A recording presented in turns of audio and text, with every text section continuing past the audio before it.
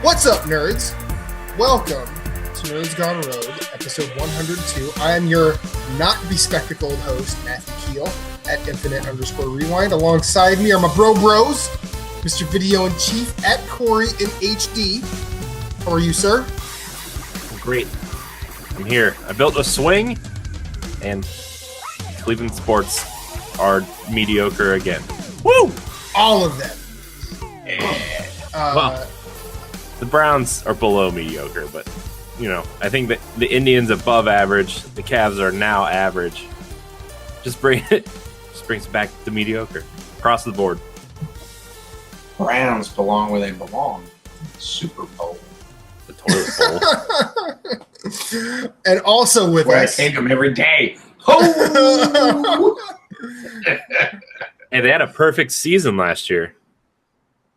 perfectly defeated. Yeah. You know, the last two seasons, they're 1-31.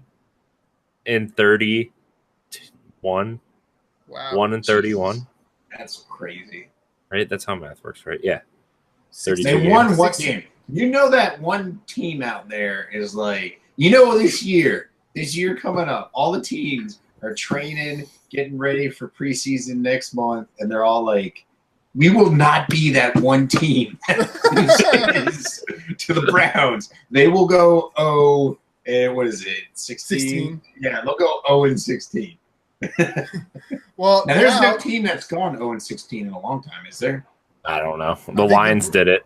The Lions did it, then the Browns did it. Yeah. Okay, never mind. Well, that third voice, since I can finally introduce him now, is at Svhenn.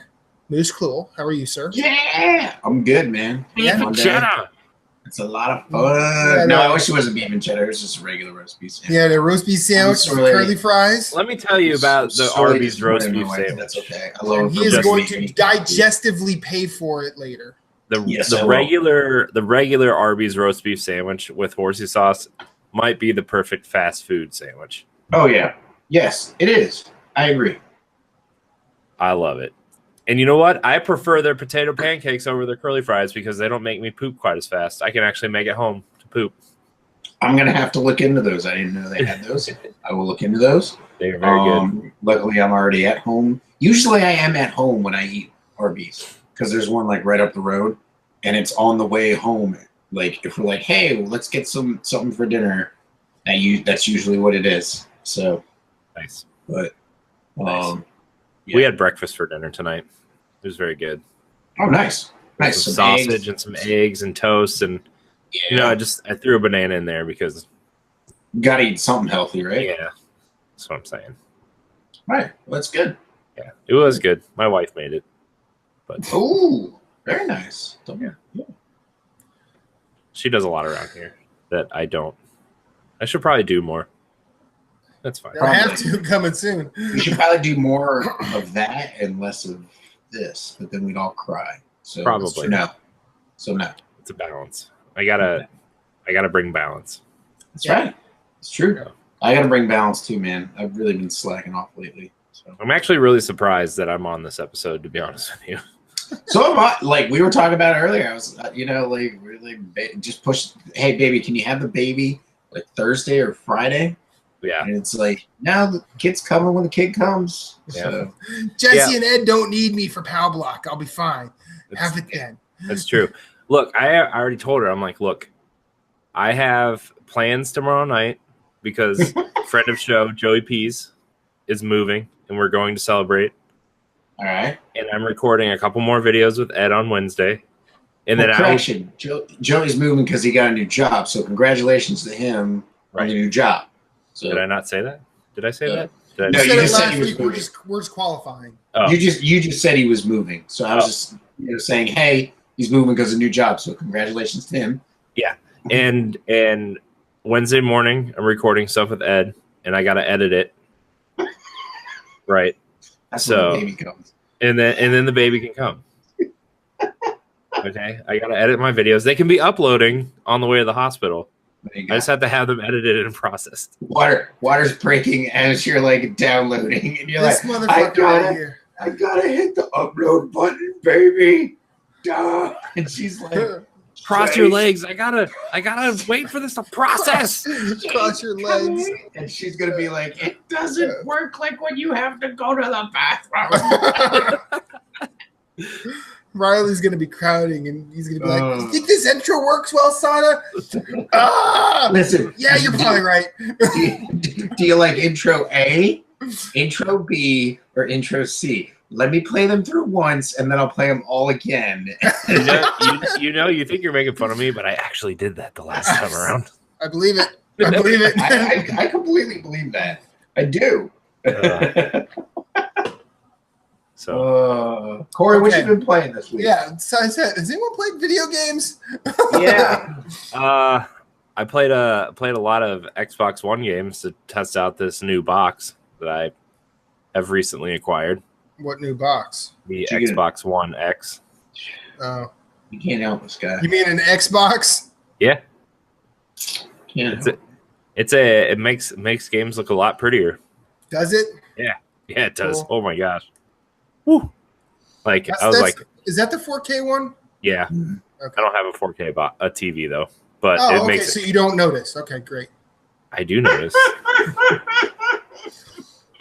I hate you. It just looks extra 1080. Yeah. No, it does this thing where like it I don't know how to explain it. Like the textures are better. Do you know how because resolution works? It's not about resolution, man. Technically it is. 4K is a resolution. And if you're saying it looks better. He does have a point. All right, he may be big and goofy, but he has I'm really glad I showed up to this show, guys. Thanks. Does it run every game at 60 frames per second like Microsoft promised?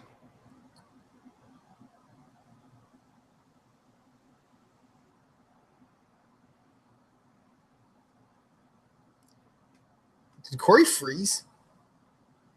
I think so. Because I was like waiting for He looks like he's strangling himself. And he looks like he's pontificating. Like he's like, does it? Corey, are you there? Blink twice if you're being held hostage. That's a no. I wanted to say that to Remo when I was like, congratulations! Blink twice if he's holding hostage. I'll come get you. Oh, Matt Phillips says he must be running on an Xbox. Oh, Phillips, I love you. He showed up at the right goddamn time. He did. I don't know what's going on. So we'll let him try and get back in. What have you been playing, Matt? I have just been playing Hollow Knight while I've been watching the World Cup and or working. I know you want to share your thoughts because you've been sharing them with me, and it makes me want to play. Well, so go ahead. I want to share my thoughts, but I also don't want to share my thoughts because I don't think there's any. I feel a burp coming, so I apologize in advance if it shows up. Nope, there it is. Dude, it's whatever, man. We're a live show. Oh, Corey's back. Great. Oh, there it is. Hey. Yay! We got two Corys. We got a Nerdcon Rogue and a Corey. Woo! My internet took a poop. It took it. It was like, we know the truth. We're gonna save him, so we're gonna cut. Microsoft was like, cut the cord, cut the internet. That was interesting. Oh. Interesting. See, we got new internet and cable this week too. Uh-oh. So there's a bunch of Did you switch providers? Yeah, we had to. Our apartment complex got that bulk resident package or whatever that you have to sign up for that. So it's been a weekend of that too. But yeah. Anyways, back to what I was playing. Sure. Playing my Xbox One X. It's a nice box. I enjoy it a lot. It's good. Did you trade in the old one? A couple of games for it? Yeah. Well, I had some credit from pre-orders that I canceled, Uh-huh. and it got rid of some stuff, and so I got it for free, like pretty much. Nice. And Well, that's good. I didn't pay any money out of pocket, so it was all credit and trade-in. Well, then why not? You know. Yeah. Yeah, they were running a trade-in deal on if you traded in a console, you got like an extra 30% or whatever. And then I had enough rewards points built up that I just got like a $50 coupon for GameStop. So Nice. Cool. Okay.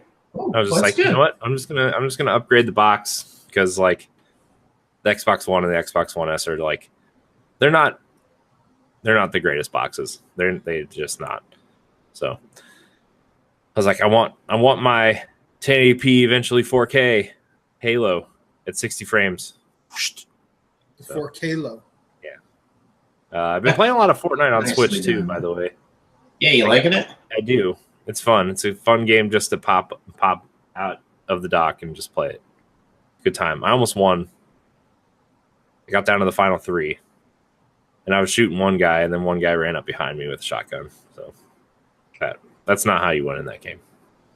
Nice. I'm trying to learn how to You build. can lose that way.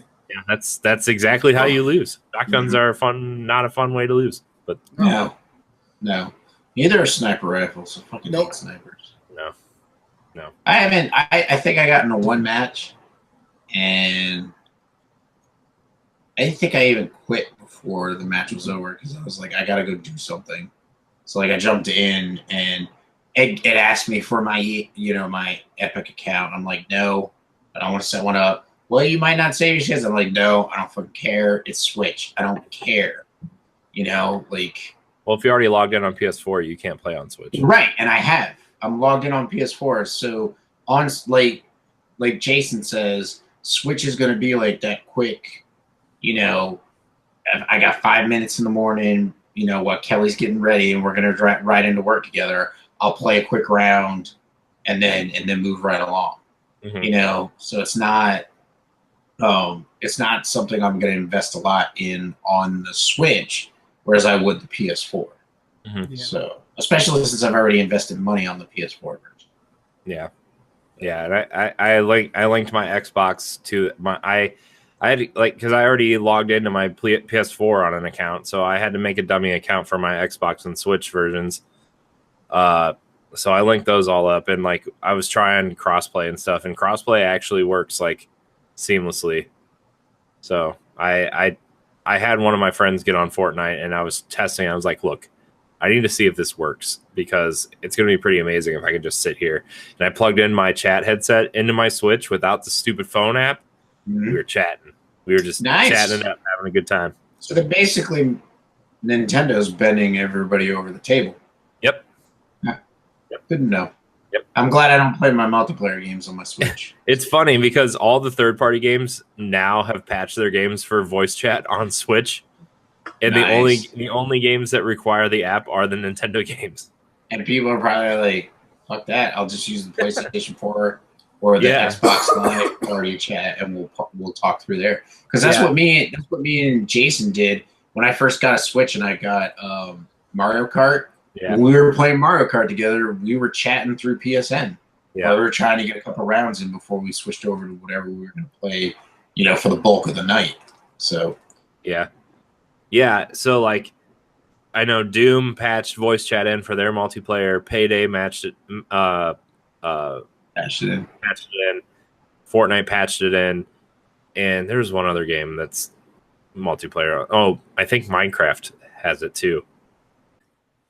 Anyways, I was talking about voice chat on Fortnite and Minecraft and crossplay stuff. It works. It totally works. And I'm like, it's kind of nice, to be quite honest with you. Not that I play Minecraft, but like, I have friends that play Fortnite on mobile and Xbox One, and nice to play with everybody. So I think it's real nice. I think crossplay is more relevant now that you can form parties outside of, hey, I need to be on Xbox to form a party. Like when they talked about it with Rocket League, and people got upset that you couldn't crossplay with Rocket League, it's like, okay, well, you can't get in a party with people on Xbox because like Rocket League didn't have their own like chat system. You know what I mean? Like you had to use what was provided by, be it Xbox or Microsoft or Sony. I think they're adding one. I think Rocket League is adding. They haven't already. To be honest, I'd be shocked if they haven't already. But I was just saying, like, now it is a little bit more relevant, and hopefully it puts the pressure on Sony to either A, try and figure it out this gen, or B, bury the hatchet and start off next gen right and just be like, we're allowing crossplay. Because I think their reason is fucking stupid. That they don't want people to buy something on their Xbox account and be able to use it on their PS4 account. It's like, you know what I really think it is. I think it's the same reason we can't change our PSN names. To be honest with you, I think figure out the fucking system. I think if you start cross-playing with PS4, it's just gonna break PSN. You know, like I honestly think probably right. I think it's some sort of technical issue on their side. I mean, I know Epic did it on quote unquote on accident between Xbox One and PS4 players, but like, I really think it's some sort of technical thing where like PSN isn't really as strong as Xbox Live. Well, I don't know if that's I'll the even word. admit that. I don't know if that's the word. I really think it's fucking put together by like straws and duct tape. Well, I think in my honest opinion, and I'm a freaking Sony fan. But I will say, having heard, sorry Matt, I'm just gonna get my piece in real quick. Having heard the issues with PlayStation 3. When I switched over from Xbox to PS4, I didn't have as many issues as I thought I would. I was able to form parties like I could on my Xbox 360, play with people. The greatest thing about joining the PS4 Nation and Sony Nation was the fact that I didn't have to hear like 13-year-olds screaming into their microphone or getting screamed at by their moms because they're playing video games, or dudes trying to play dubsteps through their microphone. And I'm like it was great. Because every time I tried to play an online game on my Xbox... I hope next time you join a party with Jason, he's just blaring dubstep. That would be amazing. But every time, like, before I got my PS4, when I had my 360, every, like, Battlefield 4, Battlefield 3, every game I got into, I would have to make my own party so I didn't have to hear the little shits and the dubstep trying to play through my headphones, you know? But anyways, I totally agree. I think it would completely crash the system, and they're a lot better than what they were on PS3, but they still have a ways to go to even touch how well the Xbox Live network is as far as stability and being able to communicate multiple players across multiple locations. But anyways, Matt, I apologize. What were you going to say? Well, now I'm stuck on Jason Marshall trying to play dubstep and be convincing about it. To be honest, he would have to find something like I he has his own dubstep. Well, it's just like I know I like Jason Marshall a lot, but I feel like he couldn't sell like, oh, I just heard this. I heard this new song today, and I really really like it. But like, because he's so kind of understated in the way he delivers things, he's like, because I can see, yo, Moose, I just heard this song, and I really like it. Well, he couldn't be he couldn't be a hype man for it. I feel like it would just be. I would say. I feel like Jeff could pull it off better than he could. I hope on the next Nerds Gone Platinum episode 2, he just has a dead mouse mask that he just wears on the show. That's not dubstep, but okay. No, but it'd still be funny. Oh no, it'd be great. It'd be great. You know what he would do? He would do it because he loves Borderlands and he loves Claptrap, and Claptrap loves dubstep. So that would be why he would do it.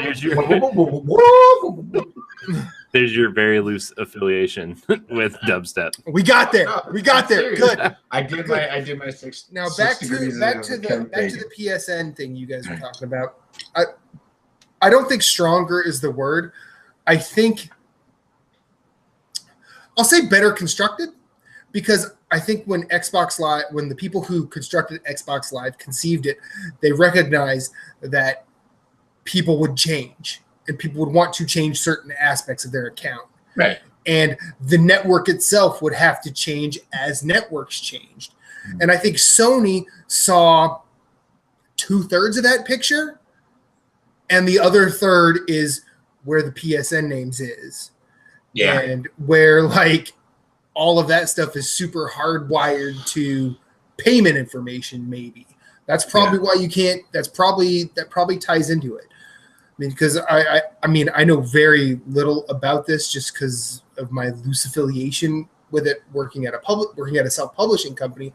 But like all of those things, all of those databases come together in a weird way, and the minute you touch it, shit can get weird real fast. And I think with PSN going out the way it is, and yes, I like the fact that I like Moose's reaction to that, because you just want to go, yeah, baby. How are you touching it, and what's weird? Is this weird when I do it? No. Tell Dr. Moose how it's weird. You're a doctor? No. God, no, I lost my. I feel very underqualified to be here now. But I feel like the PSN outage that happened, that killed the SOCOM franchise. Yeah. I feel which like was sad because that killed me though. Yeah, no, I'm with you. I mean, I don't want to see a franchise die. Right. Well, maybe some, but which is why I think they'll bring it back. But anyways, good. Hope so. Yeah. Mm-hmm. But I think that when they realized that happened, they were super scared, and that's probably why it took so long to come back up. They were trying to figure out any sort of fix they could keep it from, and keep that data integrity intact. And I think that's probably going to be something that is difficult to change because of the foundation they built.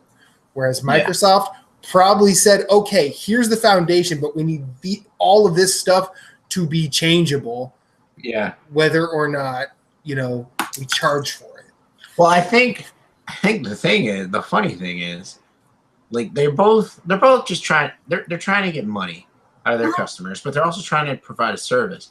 But the funny thing is, Microsoft was like, 800 credits, which I think was $10 at the time. $10, yeah, $9.99. Change your Xbox account name to whatever you want it to be, and Sony didn't have that. They weren't like, here's another way for us to get money from our, because 13-year-olds are out there like griefing people like crazy in shooters, and they're like, they get banned or whatever from playing or whatever, and they're like, well, I gotta change my name, so mommy, give me your credit card. I'll pay $10 to change my name or whatever. In fact, when I was on Xbox, I had a couple of friends change their names because they were able to, but mainly not because of griefing, but just because they wanted to change their names. Mm-hmm. And I luckily I researched the PSN before I started, and I was like, you're not gonna be able to change your name, whatever. And I was like, all right, the name I use on Xbox is fine. So I went with Svhenn, and it was available, and I knew I was going to be getting a PS4. So I just made my account like a year. I think I made it a year before I even bought a PS4. I made it on my buddy's PS3. But anyways, it's just funny how like Sony didn't even think of that. You know what I mean? Yeah. And missed out on that. They're leaving millions of dollars on the table because they weren't. You know what I mean? So because they didn't, because the cognition just wasn't there. Right? Somebody wasn't like, how is this related to money? Wait, no, we got to keep everything tied to one name. And right. So. And I'm just positing guesses here. I don't have any information on that. Right. Neither do I. But I'm just throwing it out there. But what else have you been playing, Corey? No, I mean, Moose, are you still there? I am. Sorry. Okay, just making sure. I got up and moved. I just wanted to turn off the camera because I didn't want you seeing my ass while I been over to pick something up. So awesome, great. Yeah, I'm trying to spare. Or shall I say, awesome? Awesome. Yeah. Wow. Corey, what else have you been playing? Wow. No, I've just been really trying to see. Like, I wanted to check out the differences in the games on my Xbox One X compared to like the regular Xbox One, and I've really just been flip flopping between a bunch of games. So Cool. I mean, nothing really like super significant. I bet you the Division runs nicer on it. Yeah, the Division runs nice. Destiny 2. Oh, I've been playing a lot of Destiny 2 recently again, actually. Oh, Jesus Christ, here he goes. I wasn't going to talk about it. You asked me what I was playing. We're expecting the baby soon.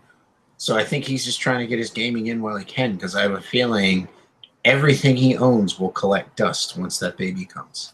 So, it will for a while. Yeah, it will. And maybe the Switch will get play. The Switch will probably get some play, you know? Because you can have Riley and a baby Bjorn, and he'll just be like on his Switch. Swaddle. And she'll just be swaddle the baby, put her like, stop it! I'm trying to play Captain Toad. Wrap her up like a burrito. Wrap her, hook her up to, just wrap her around you, and you're good to go. You'll be all right. I'm not sure if that's how that works. You swaddle the kid. I don't know. Whatever. Strangle, swaddle. No, don't strangle. Don't strangle him. Strangling bad. Okay. I don't condone that. It was a joke. It was a joke. Safe out there, NGR viewers. Yes, please. Anyways, let's move along. Who's else playing games? Moose, what babies have you been strangling of late? I've been playing Bloodborne. So Okay. Murgo's been making some baby noises. Yep, she does. She does that. Well, I thought Murgo was a boy, but whatever. Well, no, Murgo's the boy, but the wet nurse is female. Yes, but Murgo's the one that's making the noises, so it's a hint. Yeah, freaking whatever. I'm just trying to say. That's fine. Anyway, that's fine. So I jumped back into Bloodborne for a little bit because I was like, I have a little time here, a little time there, and I was right after ROM before going to Canehurst, so I just started Canehurst, ran through that. I was able to beat Martyr Ligarius in like one attempt. I had two guys with me. One guy died, and so it was just me and the other guy, and we were able to finish them. And then I just ran the table. Like I got done with Amygdala in Nightmare Frontier. I did Nightmare Immensis, and I've done Mikolash and One Reborn. I did that section. And so I've just been moving through all the trophies. And so now I'm at the Nightmare Immensis. I'm at the upper section. I've knocked the brain down. I've gone down, collected the moon, then killed the brain. So now I've got all my moon runes on, and now I'm just farming. So like I'm trying. So like for those who don't know, you can get the League gesture, which is where you salute people as you come in, and then like I just salute people like when we beat a boss. And so I'm trying to get that salute, that gesture, and you need to beat 5. You need to give it's 10 vermin. I thought it was 5 vermin. So you need 10 vermin to do it, and I think I have 5 or 6, and so I'm trying to like co-op with people. And it's been funny because like the people that I've been co-oping with that I get drawn into their world, they're like New Game Plus, and so it's just and some of them are not very smart. Like they try and take on both pigs at the same time, and I'm like, this is not going to end well. This is not going to end well at all. You wait till they come at you, and then one turns and goes back, and then the other one before it turns, that's when you pull, and then you kill that pig, and then you kill the other. Anyways, so I've been playing some Bloodborne. I've been playing some Black Ops, still enjoying that. I finished downloading Mafia 3, and I believe that'll be the next AAA title I beat for the collection. But for not some strange reason, I thought I told it, because how on the PSN, you'll download a game, and it'll be like, hey, you own all of this stuff. Do you want to download it as well? And I thought I clicked yes on everything.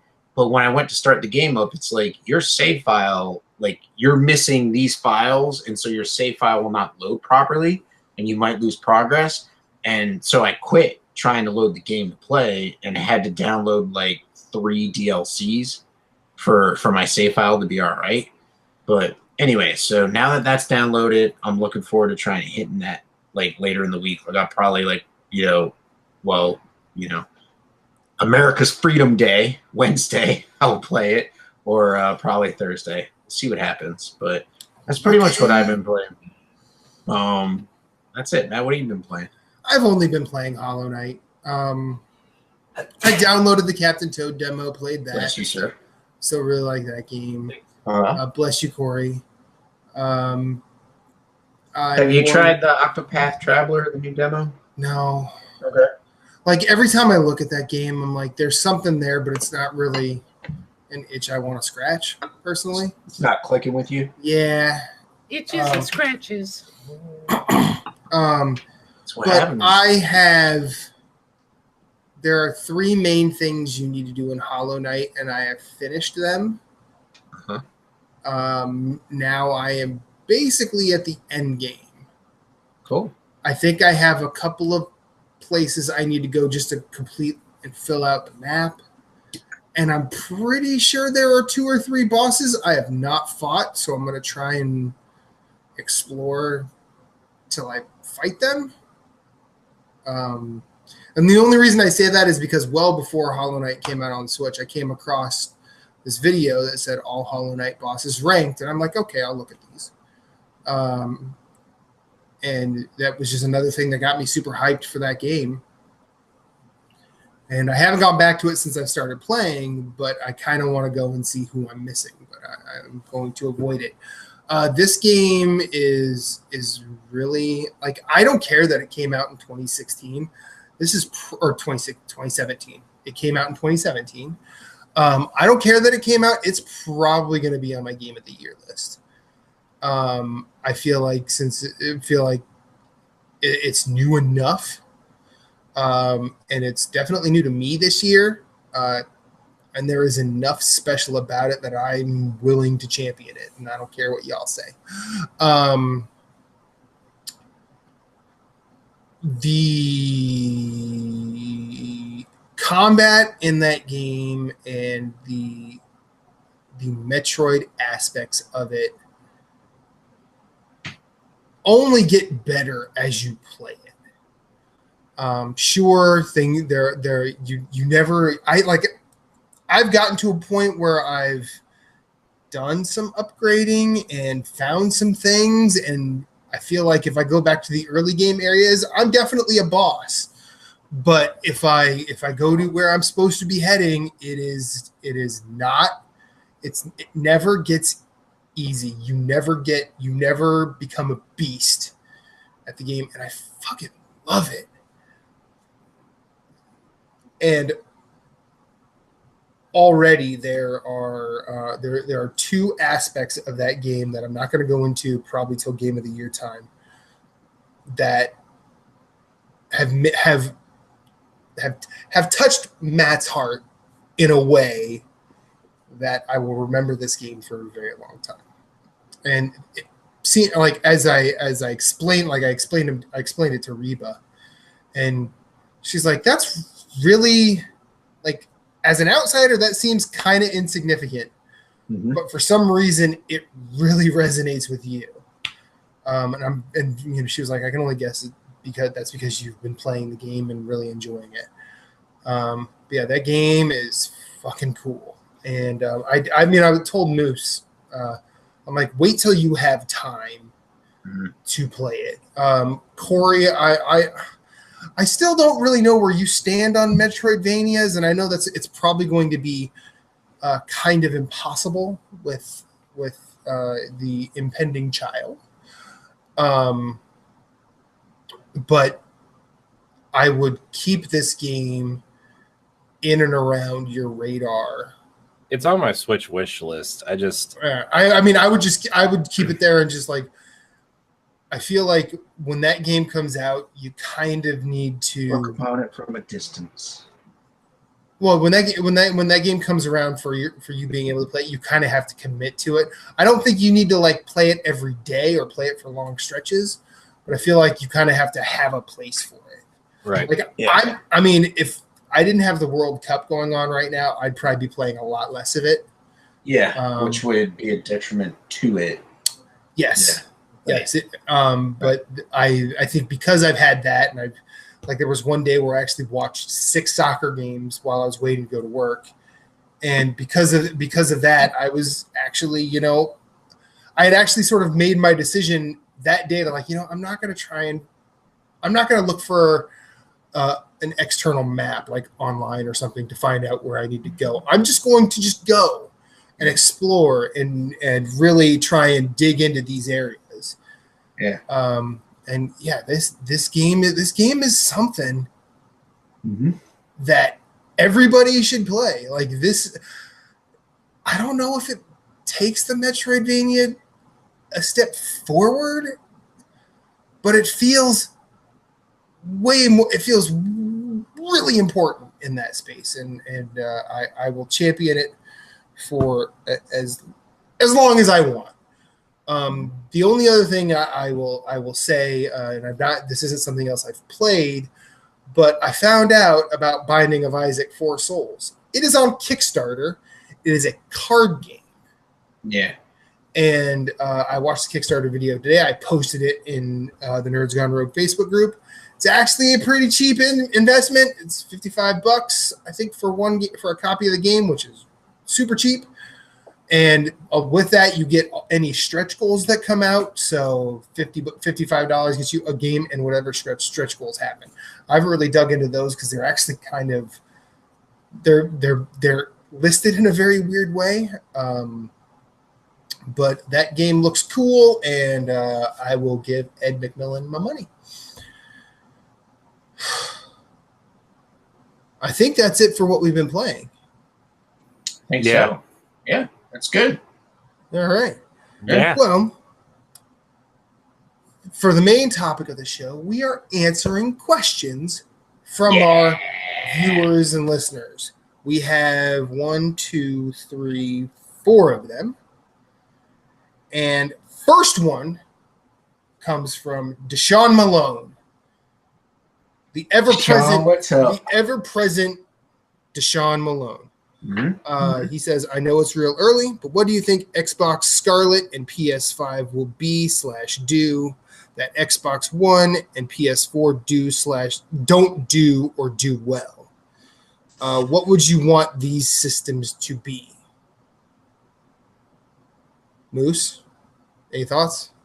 I got plenty of thoughts. Everybody's fucking chasing resolution. And I think Microsoft has done a great job of blowing smoke up their fans' ass.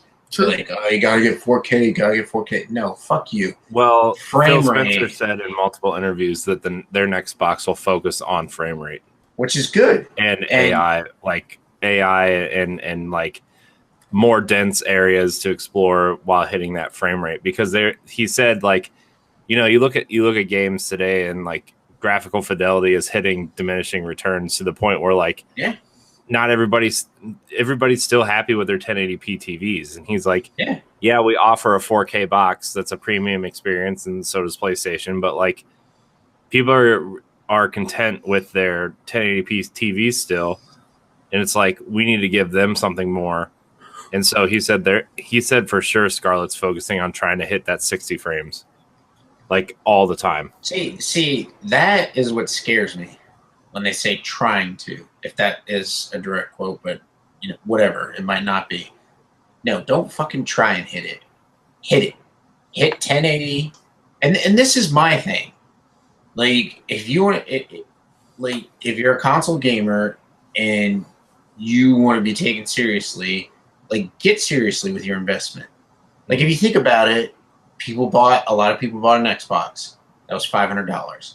Then they traded that in for whatever shitty value GameStop gave them, and they ponied up the rest of it for a Xbox S, and then they traded Xbox One. Xbox One X, and then they traded that in and ponied up for the Xbox One X later on. So they invested a lot of money in that, and it's like, well, if you think about it, if you actually let your wallet do the talking, and if they put something on the table, invest the money. If they come out and they say PlayStation 5, if they do tiers, that'd be great. And they said this tier hits 1080p, 60 frames a second, but it costs you $600, I would rather buy that over a try-hard PS5 that maybe hits 60 frames per second at 1080p that's maybe $400.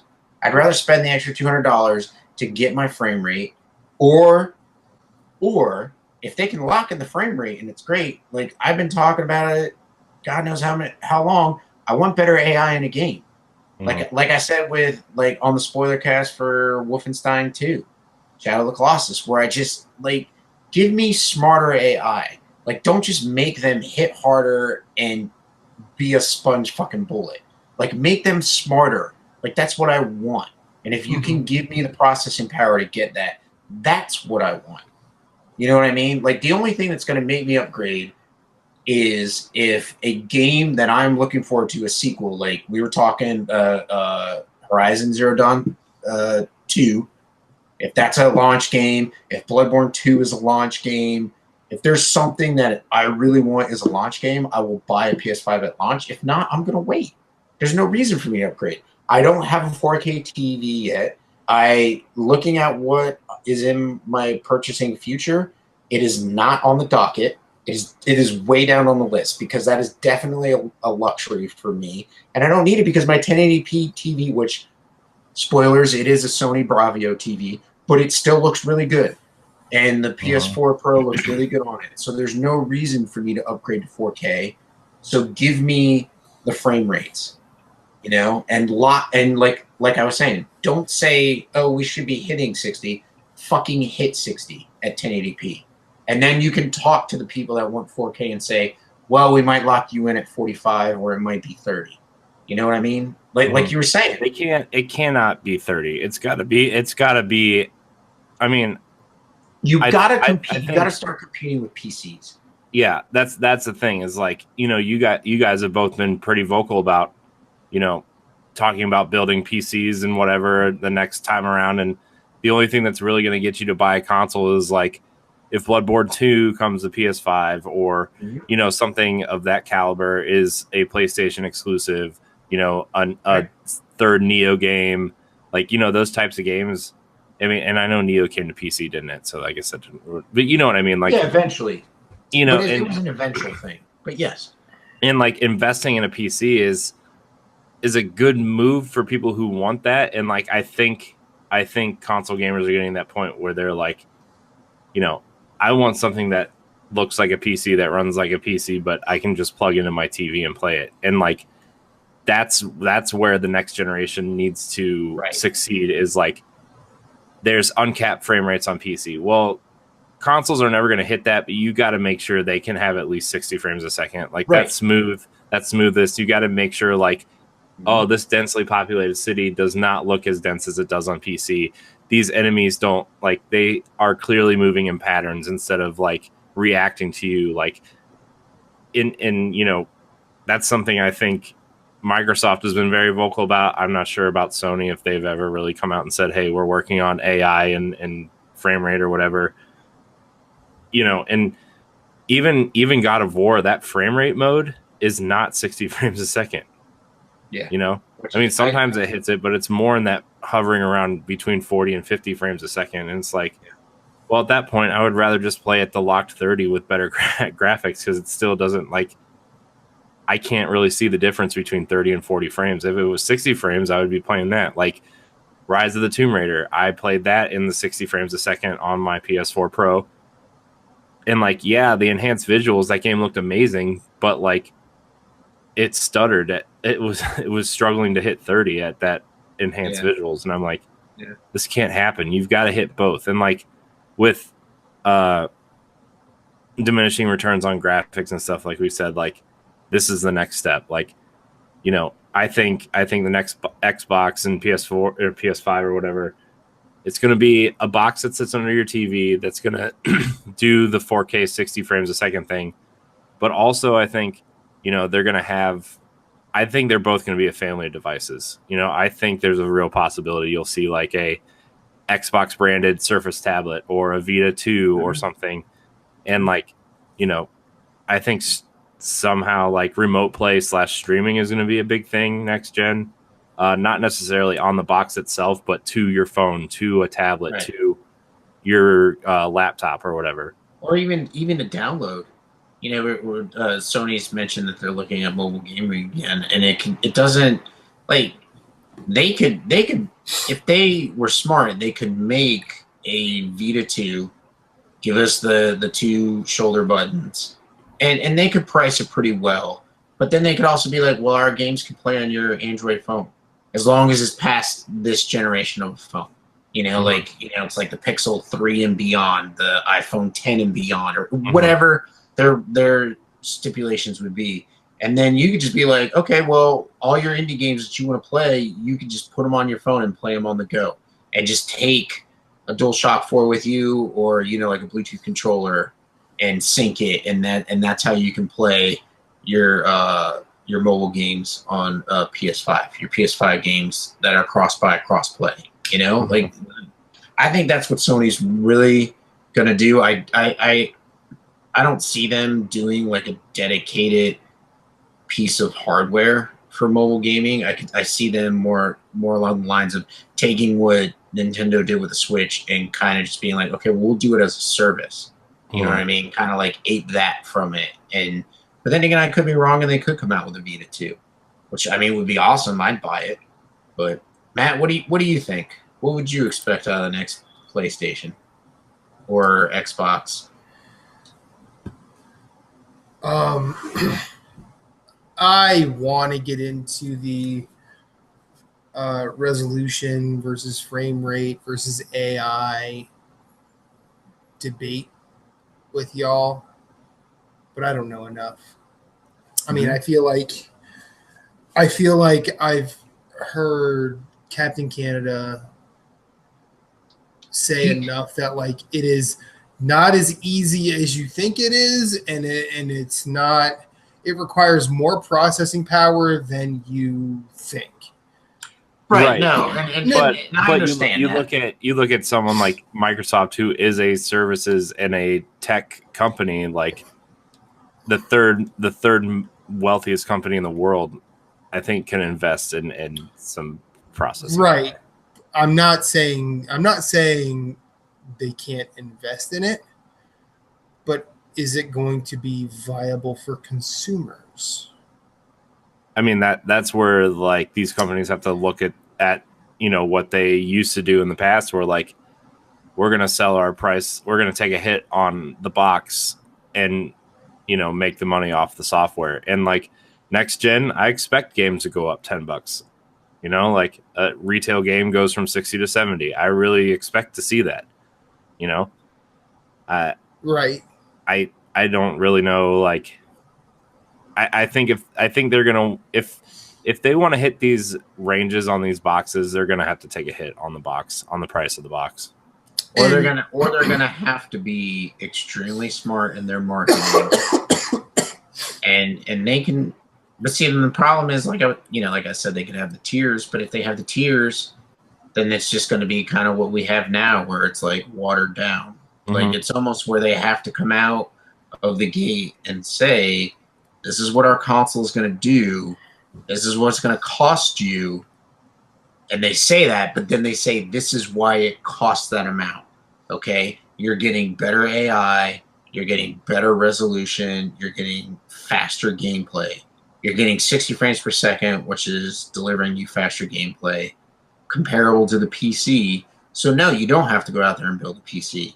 You can just buy a PlayStation or an Xbox and be able to play games comparable to that, and not have to worry about when you go walking into the busy town in freaking The Witcher or Skyrim, and the frame rate just freaking tanks, like noticeably. So.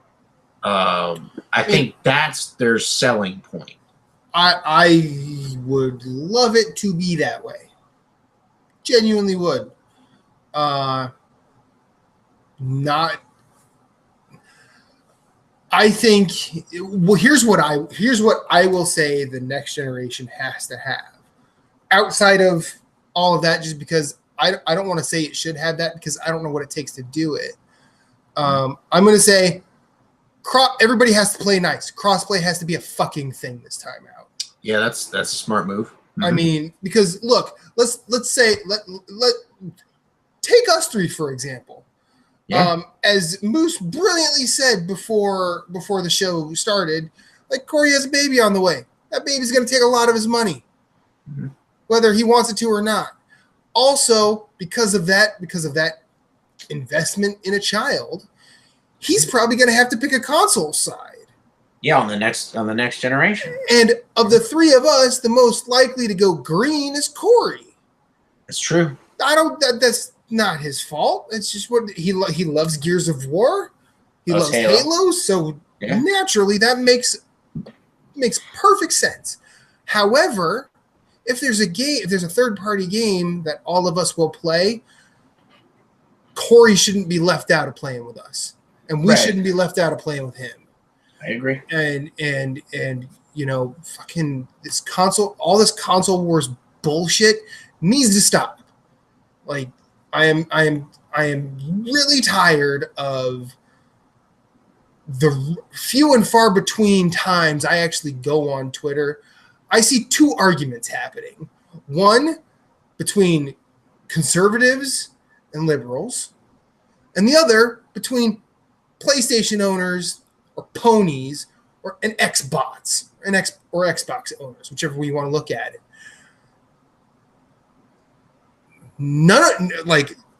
Conservatives and liberals, they don't want to talk to each other. They want to talk at each other, and they want to prove they're right. Xbox owners and PlayStation owners want their team to win. Unfortunately, at least on the video gaming side, why can't we just play games together? Yeah. Yeah. I mean, I could. You can play DVDs on any player. Yeah, exactly. This is why I will build a PC. And it's not because I want to play, the next Division game at max settings. Right. I want to go looking for weird indie shit. That's what I want to do. Yeah. We're in the same boat, buddy. Like, I'm not going to build a PC that will be able to play Total War Attila at max settings and make your eyeballs fucking melt for the next 10 years. What you're looking for is a platform that, when you look at the vast majority of the Kickstarters, what's the first platform they announce? It's PC. Exactly. Steam. And then the next one is, given whatever they like, is either, hey, it's PS4, and then $1,000 or $100,000 later is Xbox, or vice versa. And that's mainly because probably one of them said, hey, we'll just send you a dev kit. Yeah, right, exactly. And so, like, and I'm doing it for the same reason. We both love indies, and I want to build a PC so I can play the indies that are not on console yet, and I don't have to wait for them to come to console. Yeah, like I mean, if I had a PC, I could have played Hollow Knight last year, and it would have been on my top 10. Right. But like, although I will have to say, lately a lot of the Kickstarters, which is great, are release on everything. Yeah. It used to be late, like before. It used to be, we're going to do Steam, then we're going to port. But now it seems like they're moving in a direction where it's everything is released day in and day out. It's like when it releases on Steam, it's on everything, which is great. Which is, I mean, it's awesome for us console owners. I mean, I'm looking forward to Blasphemous, which looks awesome. 2D side-scrolling Metroidvania style game. Like, it's kind of like Dark Souls. That's coming out on like everything. And I think it's day in and day out. So, like, you can buy it the same day. I could buy it for my Switch the same day I buy it for my PS4, which is awesome. But you still have those weird Kickstarters where they're like, we're going to do Steam first and see how it sells. And then, I mean, and also, like, I'd like to play stuff that I just can't play on console. Like, I've watched a lot of people play Crusader Kings 2. I want to play that game. That game is batshit weird in a way that I am fascinated with, and I want to actually experience it. I would love to play, I mean, I'll say Civ, but like I would love to play one of those games. Like, what about your nuclear bomb collection for Fallout? I mean, yeah, I'd like to actually be able Fallout to play 1 and 2. I'd like to be able to play Fallout 1 and 2. Let's fucking throw that out there. I'd like to play a version of Morrowind that is up to date, that fans have gone out and made. I'd love to play fucking Skyrim patched on a PC with like all the mods they have, and especially the new mod that they're adding, which is coming out, supposed to be this year, which is supposed to add like the same amount of content from the modders for free. Like that's insane. That would be insane to play that. Well, and Reba and I were at a party this weekend, and it was a party with a bunch of her coworkers, and the people that let us that had us house sit Pancake. We were talking with his owners, Sam and Ying, wonderful people. They are. I mean, I'll say it, they're gamers.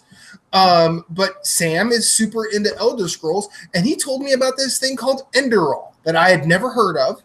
And it's basically a fan-made Elder Scrolls game that is as big, if not bigger, than Skyrim. That's what I was referencing. That's the next patch coming out. Sorry. Okay, and as someone who has not played Skyrim, like I'd like to be able to see that. I'd like to try some of the Dark Souls mods. I'd like to have Darkest Dungeon with the Dark Souls mods because fucking why not? You know, I'd like to be able to experience the stuff that playing on console has not allowed me to. And now it seems like an easier time than ever to have that experience and still be able to sit at a TV with a controller. And I'm okay with that. I would much rather, spend the rest of this generation probably just paying off debt as much as I can, and then going and splurging on that. Well, here's the question, because I'm probably going to do the same thing. Are you just going to jack your PC into your TV? Most likely. See, that's my thing. Like, I'm just gonna. It's gonna be a box sitting right next to my PS4 that I'm gonna plug into my TV and be like, hey, I feel like you said, I feel like playing Skyrim with ultra mods. Let me play that. You know what I mean, or whatever. And then, but then, then it becomes like, what mods do I use? So that it's going to be like interesting, and hopefully we both get to experience at the same time, so that we can have that conversation of like jumping into PC gaming. And I know, freaking Phillips talking about World of Warcraft is making me want to play it. Like it's starting to develop that itch because I haven't played it in a while, and I know. Jason was like, yeah, if y'all jump back in, he's like, I'll probably jump back in. And so, like 3 of us playing would be awesome, or you jumping in. But it's just like the modding community. It's just something different, I think. I think that's most important, is it's just something different than the console landscape, and being able to, like you said, get on there and buy a game on Steam that's like 20 years old, and somebody's like updated the graphics and you can play it and it's cool. You know what I mean? Like that's what's badass. Like, and even like Phillips was talking about it, and he's like, I want to get a Switch. He's like, I'd love to play Breath of the Wild. He's like, I'll just wait for the ROM that comes out on PC and play it like at 60 frames per second in an Unreal Engine or some shit. And it's like, well, I can't try that because I'm not on PC, Right. I mean, I guess if someone were to say, well, does that mean I'd leave consoles behind? No, but I would just choose. I would be more active in my choices. You would make wiser choices in the games that you played, and like we were talking, make your jump into the console when a game came out that you wanted. Like Bloodborne, we were talking. Everybody knows. As soon as Bloodborne 2 is announced, we're buying a PS5. Oh yeah. I like to push against you just to mess with you about it, but like if Bloodborne 2 is announced, you goddamn right I'm going to get fucking GameStop. Where's my wallet? Take my money. Yeah, I'm going to be throwing my wallet at GameStop or whoever, or PSN. Walk in, just be like, fucking take it. Give me the Bloodborne 2. So we're talking about some things that, another thing that I think we need on next gen is backwards compatibility. I think Yes, that's that was my next thing. Yeah. okay. So like Microsoft has done a good job of doing backwards compatibility to the point where they're putting original Xbox games on their Xbox One X and S and regular Xbox One. Still missing the best original Xbox game though. What's that? Stranger's Wrath. Oddworld Stranger's Wrath. Oddworld. Yeah, that is a good game. Is But- Viva Pinata on backwards compatibility? Yep. Oh, it's been Okay. for a Well, while. it was on probably. it was on Rare Replay. So Yeah. Oh, okay. So technically, yes. But I'd love to see Sony come out. The problem is Sony invested in their streaming service to do PS Now, and that kind of kicks them in the nuts with the backwards compatibility. But I think they can take that service and morph it into something a little different, and they could maybe be like, all right, PlayStation 1 and PlayStation 2 games are now on our PlayStation Now service, plus whatever was else on there now. But their PlayStation 4 games have got to be backwards compatible. I think or maybe the PS Now could just be the PS3 stuff. Yeah, That is hard to that's true. fucking emulate. Or whatever. That's true. Yeah, the PS Now can be the PS3 stuff and the PS4, and that's where they could also. I mean, what does PlayStation like in terms of what PlayStation 3 games have they not remastered? Like in terms of first party games. First party? Right. Because they seem to have released a ton of games that were like Well, Infamous and like- Infamous 2. They're Yeah, not on that's PS4. okay, so we've got they're not Infamous, PS4. we've got what Resistance, the final Resistance. I don't think Killzone. one and two aren't even on there either. So 1, Yeah. 2, and 3, Resistance. Yeah. Killzone, I guess. I mean, Ratchet and Clank hasn't really Killzone's been. not on there either. Okay, I Ratchet was just trying to think because like Well, no, we're just trying to help you. yeah, Yeah. I know. Yeah, I yeah. just know they remastered they remastered God of War 3. They did Uncharted. They did, It's like Cooper's not. Well, here's the other thing, and like I've been trying to say, like what's going to happen at PSX, what's going to happen at PS3, they're going to upgrade PSN, like upgrade your PlayStation Plus, maybe raise it a little bit or offer people tiers. Okay, so if you want to stay at the $60 a year, all you get is the PlayStation Plus games that we offer, and that's it. But if you upgrade to the $70, $80 a year, you also get PSN thrown in, and you can play PlayStation 3 games on your PS5 and download them. That's the one thing that service, it's like you're asking me to rely on my internet, and it's like my internet's spotty as is. Because I mean, no, love my wife, but she's watching stuff, she's streaming stuff on her iPad and playing games on her iPhone while she's watching that stuff, and I'm in there on my trying to play on my PS4.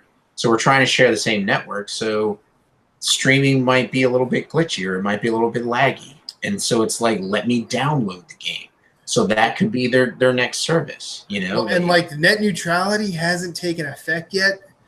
Like, Yeah. I mean, it's been overturned or repealed or whatever, but like those effects haven't started to be felt yet. I don't think. I don't know. I'm just saying I don't think. But in terms of like, Man. huh?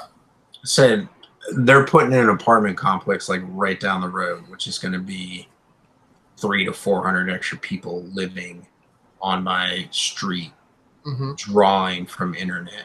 And it's Yeah. just like And they just put a second pole in my yard, a new telephone pole for like the power lines. Well, actually, just the power lines.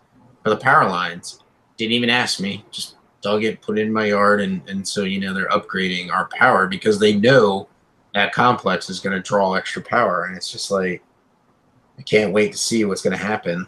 But anyways, but, yeah, I mean, that's the problem. That's another problem. yeah, like living in the U.S. is becoming a weird fucking thing.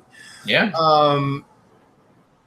In more ways than you can count, and like us talking about consoles with relying on internet, like that right now is a very questionable thing. But Yeah. I'm going to be real. I'm not 100% sure we have a clear and concise answer for Deshaun. But I will. I think we all like. I'll just do a recap real quick. Corey and Moose were both on the 60 frames a second and 1080p. I mean, at least one of the two. They can't go backwards now. I think both boxes are going to attempt to do 4K. They've got to move forward. Right, but okay. So the 60 frames, 1080. I'll just say that for now. Guaranteed, and then 4K, whatever resolution they can. And then both want smarter AI. Mm-hmm. And backwards compatibility. Well, see, and then with me, I want all the systems to play fucking nice. Yeah, I agree with that. And I think everything should play. Well, I think every system should play its own games backwards compatible, because seriously, this is getting annoying. It is, and that's another way for consoles to speak to people who want to move to PC, because that's the other thing. If I go and buy something on Steam, if I can play it on my current PC system and I never upgrade that for 10 years, I'll be able to play that for 10 years with no investment. Or if I upgrade, I can play it on the next system. I don't have to worry about rebuying that fucking game again. And that's another reason that people are moving to PC. I don't have to buy a remaster of a remaster of a remaster or whatever, you know? So start moving in that direction. Make it backwards compatible where your purchase it's on the PSN. I bought the game on the PS3. Carry it through to the next. Let me play Pixel Junk Eden again. God damn it. Yes. Anyway, sick next of question. It. So Sam Hall asks a rather timely question. Earlier this week, I found out. I don't know if you guys knew this before, but we found out that Amy Hennig was no longer at EA. Yes. Now, did we get details of her being gone? Like, was she? Yeah, she left to do an indie. But I knew she started a new studio. But like, do we know the terms on which she left? Like, she left in January, and she wasn't allowed to talk about it. Okay. So Sam Hall's question: what do you guys think about Amy Hennig leaving EA in January? And we just found out, is EA being shady about it? What do you want from her next game? I'm gonna start. Here. I'm just going right into this. What do I think about Amy Hennig leaving EA? It sucks. Because me personally don't care for Uncharted, but I am all for another one of those from her, who writes those games and gets revered for it. I'm all for that. What do I think about EA? Do I think EA is being shady about it? No, I think that's just I think it's like an NDA thing. Like when you hear that what's her name, Alana Pierce left IGN. She won't be able to talk about what her next thing is until she's officially started. Danica Harrod just left Waypoint, so she won't be able to talk about what her next thing is until she's officially started. I just feel like they just want to they want to create space in a time. But what do I want from her next game? I want her to put a game out. Like that's like, do I want it to be rushed? No. Do I want it to be bad? No. I would rather it be good personally, because I think having a successful woman a la Amy Hennig in the industry is good for the industry. And I think that her heading up her own studio, I think it will shed some light on things, maybe some personal light from her, and I'm excited for that. But I will say this, finding out she left EA in January, I do have some questions. I think, and I'm not gonna get answers to that here, but like, why did she leave? Because she kind of bounced from Uncharted 4, like in the middle of it. She was forced out of both. I think. I mean, that's a nice theory, but we don't know. I'm just saying I ain't saying it's truth. I'm just saying. Yeah. My thoughts. Right. And I would like, I mean, I think that her next game coming out will probably show whether or not it was her. Is that an ironclad statement? No, because it could come out. It could be awesome. And then we're just like, well, EA, you fucked up again, because that's what you do. But I want her to put a game out. That's what I want her to put what she wants to put out. Yes. That's the main thing. Fuck my statement. Moose said it correctly. I want her to put what she wants. I think that's why she left Uncharted 4. Not saying Sony was the driving force behind that, but something somewhere wasn't allowing her to do what she wanted to do. Maybe it would have taken longer for her to do what she wanted to do, and either they were like no, or somebody inside Naughty Dog was like no, and so she was like, I'm out of here, and she just left.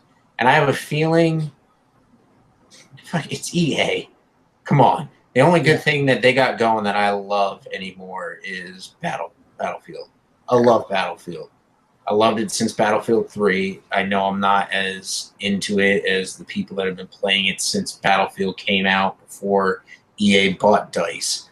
But I love it just the same. And so that's why I don't really look at any other EA games. I don't play Madden, don't play FIFA. More power to the people that love them. It's awesome. Enjoy them. But I am not surprised that she left. Her game taking forever, and the way they treated Mass Effect Andromeda. When they didn't even show anything at E3 or whatever, truly show anything, for her game. It was or even have her there. It's yeah, no wonder she freaking bounced. You know what I mean? She was well, and then on top of that, they threw the developers under the goddamn bus. Right. And that's what EA does. They're a publishing company, and they're not going to take the blame for their losses. They're going to shift it to somebody else.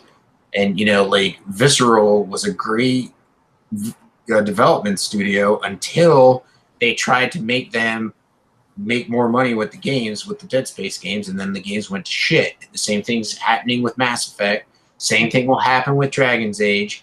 And Anthem will fucking kill BioWare. I've been saying it forever. But anyways, I'm glad she's on her own. She's consulting now. I don't know if that means... I've read that she's consulting. That's all I've read. So I don't know if that means... And she also has an indie studio, correct? Well, she does have an indie studio. She has an indie studio. She hasn't really hired anybody yet, so it makes me think she's really just starting. She wants a team between 8 and 15 people to work on VR stuff. Right. My thing is she's going to be really, really missed in a AAA storytelling space because, say what you will about Uncharted, but she knows how to make good characters and good character interactions with each other. And that's gonna be sorely missed in a age where single player games are few and far between these days. Yeah. But seeing her in an indie setting and having the ability to write and create characters that are going to have some sort of bond with each other is really exciting, because I think with a small team and a small studio, she has the ability to have more focus on a project instead of trying to please these people and please these people. All she has to do is write and allow the creators to create, and against her writing. Use her writing and make and that's good for those developers too, because Amy Hennig is a huge name in the video game space, and to have that on their resume when they go want to move on to bigger projects at some point, that's going to help them too. So I mean, I think it's good. I said this since they shut down Visceral. I'm I hope Amy Hennig starts her own studio. Yeah, because I think she would be good at having her own voice heard without any restrictions. So agreed.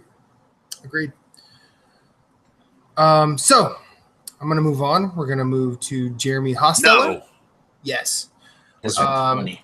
Hey guys, I found your business card in a gas station bathroom while I was doing my business. Thought I'd check you out. So far, I'm loving the show. As a big Soulsborne fan myself, where would you like the next game to be set? do you think there will be another game in either series? First of all, we need to answer the most important question or talk about it. We have business cards? Yeah. I bought 1,000 of them. Wait, really? Yeah. Thanks for following me on Instagram, Moose. Oh, that's amazing. It's right here. Dude, that is awesome. Okay, that's awesome. Okay. All right. I believe you now. But that is awesome. And every time I never- stop and pee, I just leave one there. So where have you been recently? You've been at PAX East. Yeah, And well, you've I been- mean, like I drive a And you've truck been for- wandering around Ohio. Yep. So So this guy's got to be from Ohio. Awesome. Thank you for listening. Or thank you for listening, Jeremy. We appreciate it. Sending in your question, which is awesome. Yeah. And apparently he's a Bloodborne fan. Apparently- so he's more than apparently- welcome. Apparently he's a Moose and Matt. That's right. That's right. He might be the perfect marriage of us, and we don't know it. So Yeah. I think we've discussed this before. We've discussed this a lot, and Oh, to make I'm it sure you guys will have no problem discussing this again. and that wasn't a statement to say that we weren't going to discuss it again. yeah. I would say this, Jeremy. I do believe there will be another game in the Bloodborne series. Mhm. I do believe a Bloodborne 2 will happen. I'm not so sure about a Dark Souls 4. Ooh. The reason I say that is because From Software doesn't generally stick around with. They don't do a lot of series for a very long time. Armored Core is kind of an exception. I don't remember how many Tenchu games they did. I think Kingsfield maybe had 4. I thought there was more. I'll research it while we're talking. But I think it was more than 4. But I feel like they don't really do super long running series. Now, what I would like is I think what we're getting in Sekiro is very cool. Cross between like ninja and samurai, Soulsborne. I feel like it's unfortunate that they're going into that territory right after a game like Neo. But I feel like their take on it will be their own, and I will listen. I will listen, and I will play, and I will enjoy it. You were correct. There was 4. Yeah. Sword of the Moonlight, Kingsfield Making Tool was a Microsoft Windows game, and then Kingsfield Additional 1 and Additional 2 were PlayStation portable games. Yeah. So yeah, And then in like the series there were 4. and then I think they had 5 Armored Core games. Because there were 6, but you're probably right. I think they had 5. All Or right. 5. I think the 5 numbered Armored Core games or whatever. I would like, and I know this is gonna sound weird. I'll make it quick. I would like a Cyberpunk Souls game where instead of like the invasion and co-op mechanic is done through like rogue AI and viruses and things like that. I think that would be cool, and I also think that they could do a take on the Western genre rather well. My long shot is I would like them to do a Jedi combat game. I feel like they could do that really well. But that's all pie in the sky, and in Hidetaka Miyazaki, I trust. Moose, what about you? I think we've talked. I'd just like them to stay in the same setting. Torian, but maybe like a prequel. I like to see what, because like with the DLC, we kind of got a hint as to what was going on with how the hunters came about, and figuring out the bad ones went to the hunter's nightmare, and I would like to see like how everything went down, like how the initial discovery of the Great Ones was, how Lawrence as a character would be awesome. You only get to see bits and pieces, in the game, and then spoiler alert, in the DLC you get to fight him. But it would be cool to see him in his human form, in his hunter form, taking on, quests and stuff. And they could do it in a way where you don't have to play one character. Yeah. You can play like 2 or 3 important characters and get 10, 15 missions each. You know what I mean? And actually, now that would be cool, as in like playing a character instead of just a blank slate. Like you just create your hunter and you're a random hunter coming into the world. Like, no, actually, we're going to tell a story. It's 3 chapters. First chapter is this person. Second chapter is this person. Third chapter is this person. And do a certain amount of quests each person, and then tie it all together with a nice little bow on it at the end. I think that would be something cool to lead us into Bloodborne. It doesn't necessarily have to be a sequel. If it was a sequel, I think it would be awesome. With Sekiro, I think the initial stuff coming out of E3 is there wasn't a character creation tool. Like you were actually playing. You were actually playing a character. I think you're right. I think with Sekiro, but like that doesn't have any bearing on Bloodborne. No. But it might be. In all honesty, I'm not saying that it'll happen, but I could see From Software turning over the reins to Studio Japan, or even Sony saying, "Okay, From Software, well, you're doing your own thing now with Activision. We really want to get another sequel in the pipelines because people love Bloodborne. We're going to put it out there." And them taking it over, Sony taking it and giving it to Studio Japan, and letting them do it.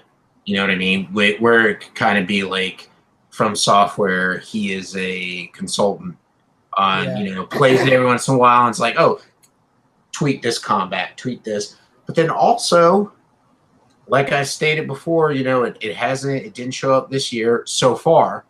It's only been E3. We still got Paris Games, we got Tokyo Game Show, we got Gamescom, and we've got PSX, PAX West.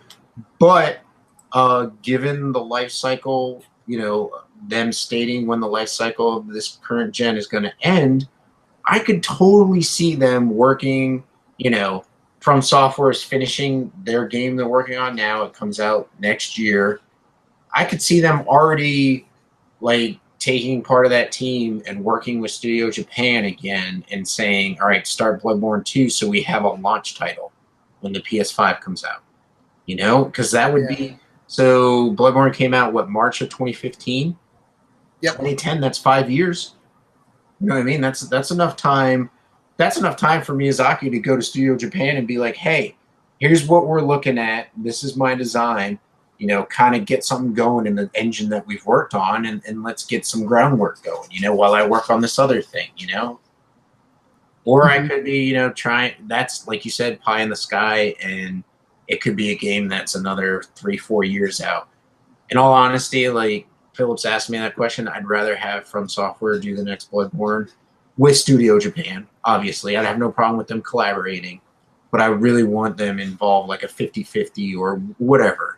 I want them to have, I don't just want it to be like a Studio Japan game and From Software kind of puts their name on it because they did 10%. I want a good collaboration like they did with Bloodborne. And if that's got to take another 5-10 years, do it. You know what I mean? Because I'll play Bloodborne for the next 5-10 years. I'll tell you the one thing I don't want. EA to buy From Software. Oh, Jesus. Hopefully they're smart. I think they're smart enough not to do it. They've got back in bed with Activision because Activision did their Tenchu series. Well, plus it's really against Japanese customs to not, if someone's going to buy them, it's not going to be someone outside of Japan. Yeah. I think Bandai Namco would before EA. Yeah. I think they'd sell out to Bandai Namco as well. Mm-hmm. Right. But anyways, that's what I would love to see out of the next Bloodborne. perhaps a prequel, or even a direct sequel. Mm-hmm. You know what I mean? Like that would be cool. You know? Corey, any thoughts? You know what? If you guys are happy, I'm happy. As far as it comes to Bloodborne, yeah, he's like, as long as they're happy, I'm cool. He's like, if they like it, I know it's gonna be okay. Yeah. All right. So I did. I mean, like the only thing I would say to that before we move on, just real quick, is like, go right ahead. Actually, Josh Brandt brought this up to me a year and a half, 2 years ago, at some point on a show. At some point, like we were talking about crossovers when Nintendo started doing crossovers with other companies, and like a Hyrule Souls style game, like a really dark toned Zelda crossover. Maybe not play as Link, but like just like in that world, because they've got cool enemies and bosses and stuff. So not that, like, I don't know. I mean, I'll be honest. I'd see what they would do with it.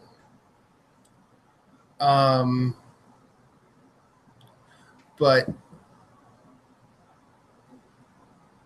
I don't know. I don't know if it's a good fit for a couple of reasons, because like, especially like if you just take what recently came out in Breath of the Wild, that it's more about the shrines. Right. Well, this was pre Breath of the Wild. This was when like Twilight Princess HD was out, and like we were talking about the darker tone that took after Wind Waker's kind of, you know, cartoony look. Yeah. I mean, if Nintendo came out with an announcement very much in the form of the Ubisoft conference where Miyamoto came on stage, like if they brought out Miyazaki and he said, "I'm going to do a Zelda," I would fucking explode. I mean, you have my attention, and you probably got my money. And really, it kind of has to be a spectacular failure to not get my money. Yeah. But yeah. So I think, I mean, I would definitely listen to all of that, and I would play it, probably buy it, and yeah, this just, I have a problem. You might actually sleep with him. I mean, well, yeah. No, I would probably bring it up to Reba, and I would listen to her guidance on the situation. And then if she said no, she'd probably give me 2 or 3 good clinical reasons why, and I'd be like, you know, I like you. That's why I'm marrying you. That's why I love you. That's why I love you, and that's why I'm marrying you. That's why I fucks with you, Reba. Because you know to keep my bullshit in check, and you can back it up with like good reasons rather than, hey, quit being dumb. Because if I want just hey, quit being dumb, I'll go to you guys. It's true. It's true. Yeah. He does. He doesn't come for us just for serious advice. And without fail, you deliver every time. That's what love you both. So our final question. And we're going to wrap up after this. I'm too tired for 20 questions tonight. Yeah. Anthony Duncan, newer listener here since episode 97. Hey, this is your 5th episode. Welcome, sir. Thanks for coming along on this weird ride. We hope you're enjoying yourself. We will take complaints. We will take criticisms and try our best. He says he has been going back to old episodes and to listen, and he does love the show. His question: what gaming series do you think needs a refresh, fresh coat of paint, and which one needs to die? Oh, jeez. I mean, I can answer. So I think Call of Duty needs to die for a while. I'm not saying like die permanently. I think Activision needs something fresh. They won't do it. They're not going to do it because it's a moneymaker. But if you're reading the tea leaves, you've got to see the drop in investment from gamers.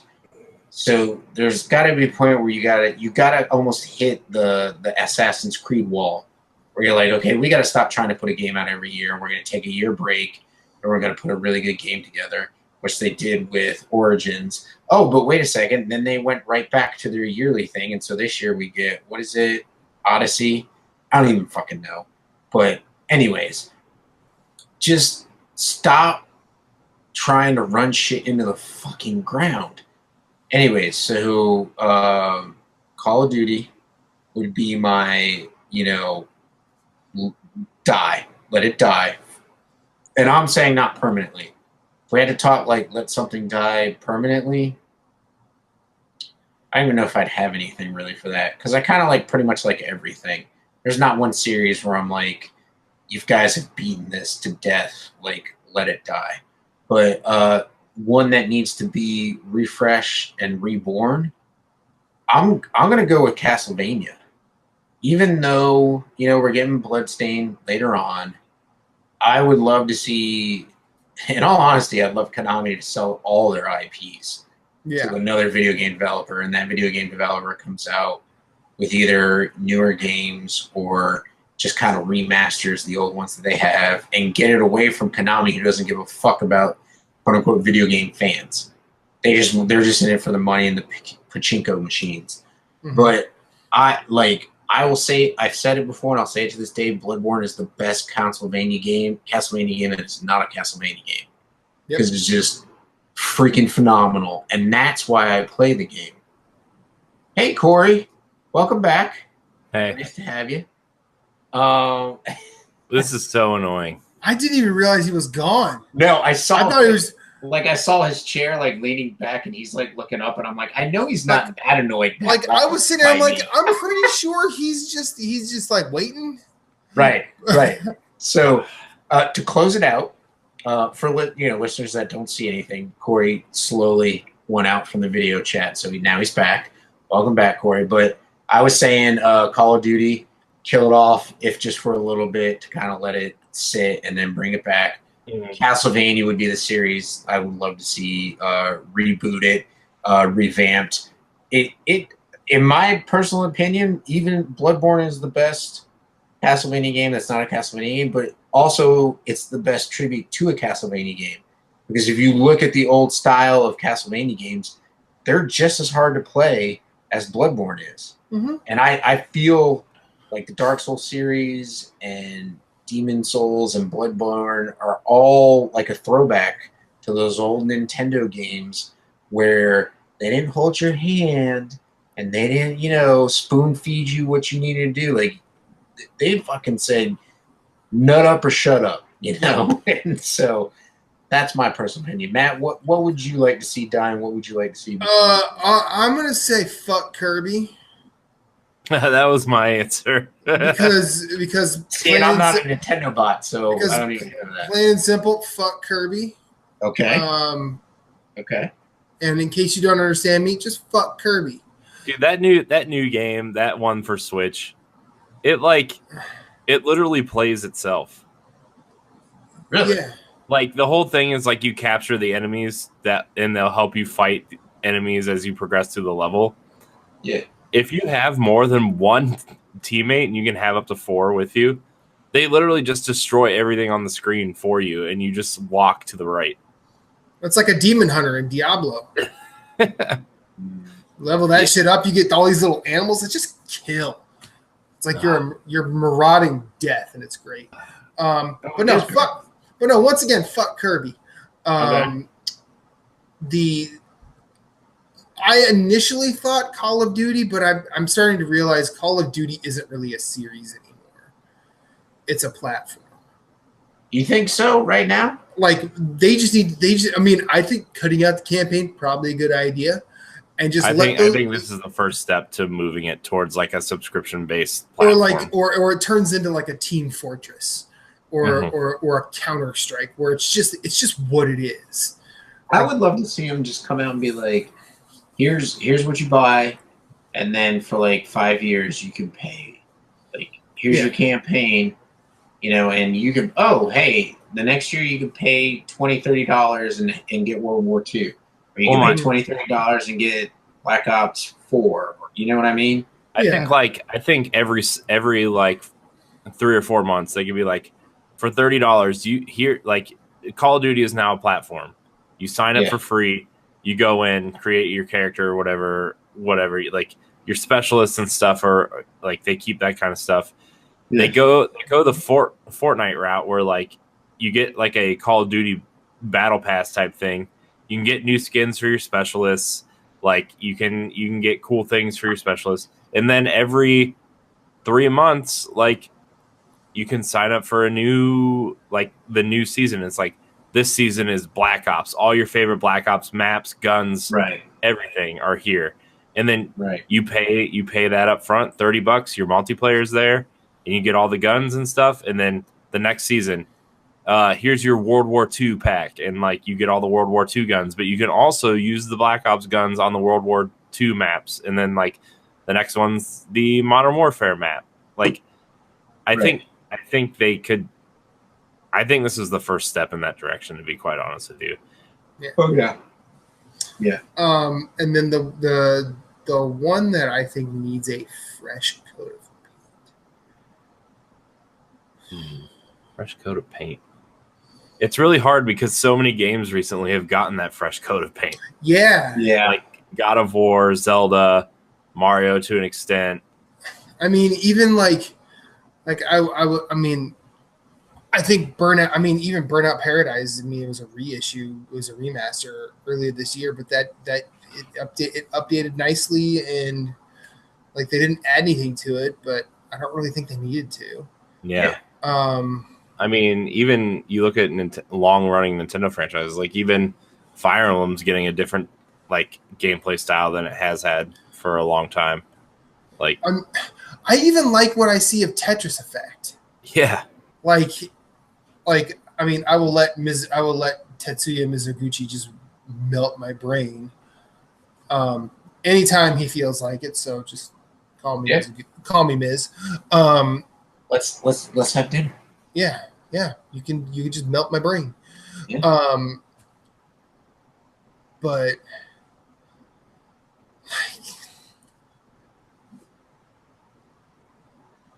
like, and I know I asked you earlier in our Facebook chat this week if you were playing Mario Tennis, Corey. Yeah. And you never really responded, but that's okay. I'm sorry, I was probably at work. That's cool. He's a lawyer. He doesn't care. Well, I would like to see the Mario Strikers get a coat of paint. I like those games, or like any arcade sports. What a missed opportunity, by the way, not having a Strikers game ready for the World Cup. If they knew they were doing sports games again. Oh, Nintendo missing an opportunity? Go fucking figure. Surprise! I mean, and I guess maybe like the longest shot of it is you remember the NES game Pro Wrestling? Yeah. I would like one of those now. Not that it doesn't have to be that, but like just a batshit crazy arcade wrestling game. Did you see that wrestler that is coming out in August? Fire Pro Wrestler. The Fire Pro Wrestler's coming out in August to PS4. Yeah. Yeah. There you go. Which is cool, but it's not quite this. It's. I mean, I feel like the mechanics are probably that. Like from what I've heard about Fire Pro is they get grappling done really well, but like I'd like to see an acrobatic Starman or an Amazon that will just eat people's faces, or that Ric Flair knockoff who just does suplexes and backbreakers and things like that. Ric Flair. Well, I don't remember what his name is, but I mean, if that's not a Ric Flair knockoff, I don't know what is. I have to do that because he's from this area. Right. But, I mean, you're contractually obliged. Yeah, I mean, you have to. I'm pretty sure if you mention Ric Flair, you got to go, woo! Yeah. But, that reminded me of that T-shirt I saw earlier this year where you see his face and it says Tang. That's amazing. That's a great shirt. He's like, you just see Tang. But I would like a silly arcade wrestler with A bunch of characters and special moves and stupid stuff, very much in the vein of that old NES version. But like, I know that gets problematic because you essentially have to create a fighting game and balance changes and all that. But doesn't make me want it any less. Corey,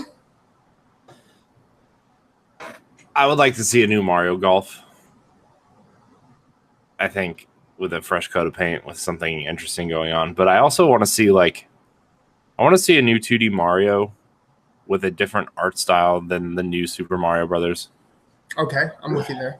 Yeah, I want to see something because like they used to be so creative with 2D Mario games, and then once Mario 64 hit, like Mario's kind of just been the same, you know. What if they hand the 2D stuff to Ubisoft? I mean they could. And then all of a sudden, the Rayman Origins and Legends folks are doing Mario games. That'd be cool. That would be the next crossover. That would be cool.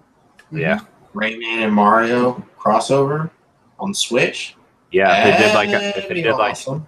if they did like Rayman cross New Super Mario Brothers where it's multiplayer, but like in the Rayman art style, like that'd be really cool to see. That would be cool. I'd buy it. Yeah, Rayman Legends, by the way. Whew. Fantastic game. Game's dope. Game's real dope. That's the one that was free on PS4 this past month. Yeah, nice. Very good. I know it rotates tomorrow, but that's cool. I already have it.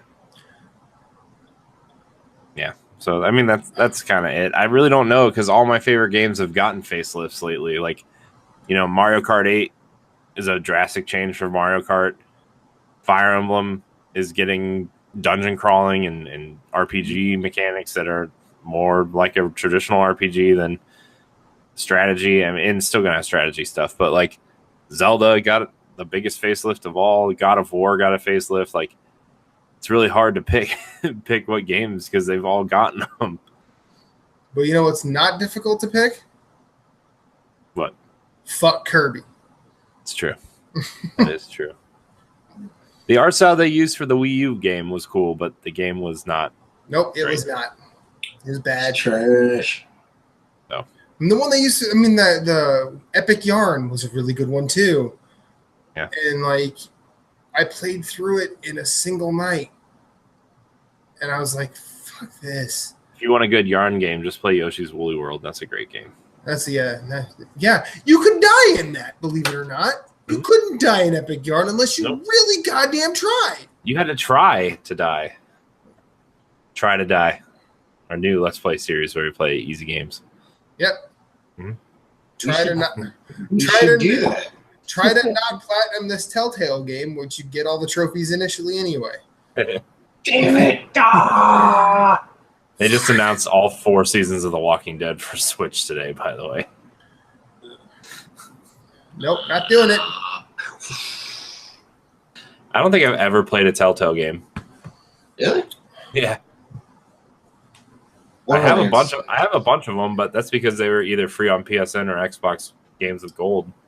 I will tell you. Listen, as much as I knock on Telltale's game engine, which they're actually revamping. They're moving to Unity.